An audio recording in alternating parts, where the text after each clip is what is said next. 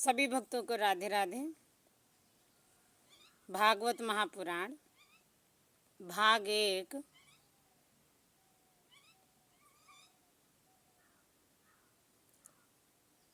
नर ने नर से विवाह किया, यानी पुरुष ने पुरुष से विवाह किया।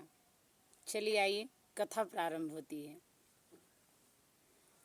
जितना ज्ञान विराग से होता है आधार, दिखलाती है वह असर आत्म झनकार। कि मुनिवर वशिष्ठ की सम्मति से वह सारी क्रिया रचाई थी, पर राजा रानी ने पहले अपनी नाराय ठहराई थी।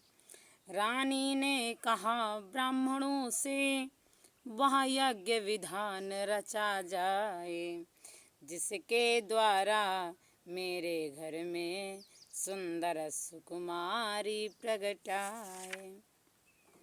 एक राजा थे जिन्हें संतान की बड़ी ही लालसा लगी हुई थी। वह चाहते थे कि हमारे घर में संतान हो। तो एक यज्ञ का अनुष्ठान किया गया, जिसमें गुरु वशिष्ठ जी को भी बुलाया गया।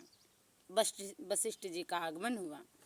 वशिष्ठ जी ने और ब्राह्मणों के साथ में एक बहुत सुंदर सी यज्ञ का अनुष्ठान किया। यज्ञ के अनुष्ठान के समय वशिष्ठ जी से महारानी ने अपनी आशा जाहिर की कि हे मुनिवर, मैं चाहती हूँ कि मेरे घर में एक सुंदर सी राजकुमारी प्रकट हो। परंतु महाराज को ये बात प्रिय न लगी।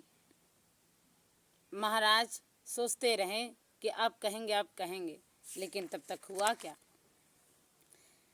ब्राह्मणों ने जब यज्ञ में आहुति डालना प्रारंभ किया, विशेष मंत्रों का उच्चारण किया, यज्ञ पुरुष भगवान की कृपा हुई, तो महारानी को गर्भ ठहरा।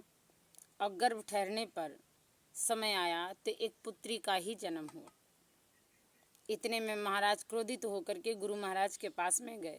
वशिष्ठ जी से बोले, क्या अंतर पड़ा विधानों में जो सुकुमारी प्रगटाई है। मुनिवर बोले राजन मेरे मंत्रों में कसर न आई है। भूप ने कहा श्री महाराज बेटी का फल तो दूना है, पर दया धाम इतने पर भी कि पर दया धाम इतने पर भी प्रभु का सिंहासन सोना है। इसलिए विनय है बार बार, हे वरदायक इच्छा भर दो, या तो दूसरा कुंवर दे दो या बेटी को बेटा कर दो।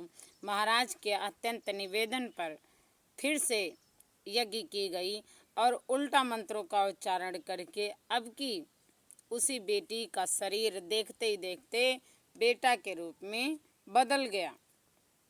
महाराज उस पुत्र को देख करके बहुत प्रसन्न हुए। उसी बेटा का नाम सुद्युम्न रखा गया।